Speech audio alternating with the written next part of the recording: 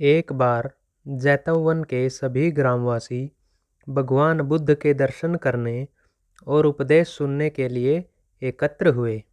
उस समय महाकश्यप, मोदगल्यायन, सारिकापुत्र, चुंद और देवदत्त जैसे प्रबुद्ध जन बुद्ध के साथ धर्म विषयक गंभीर चर्चा में तन्मय थे। ग्रामवासी थोड़ा ठिठक कर खड़े हो गए, क्योंकि इतने ज्ञानीजनों के बीच में उन सभी को असहज सा महसूस हो रहा था।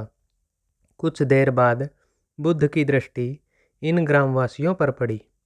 उन्होंने तुरंत धर्म चर्चा रोक दी। प्रबुद्धजन बुद्ध के इस व्यवहार पर चकित हो उठे और प्रश्नात्मक दृष्टि से उनकी ओर देखा।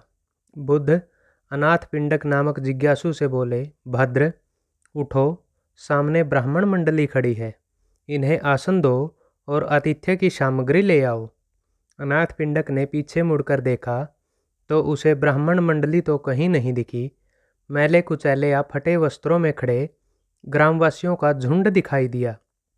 पिंडक ने शक्ति स्वर में कहा, देव, उन लोगों में एक भी ब्राह्मण नहीं है। ये सभी तो निम्न जाति के हैं, कई तो इनमें शूद्र हैं। बुद्ध गंभीर होकर बोले, पिंडक, जो व्यक्ति सदा श्रद्धावान है वह ब्राह्मण ही है।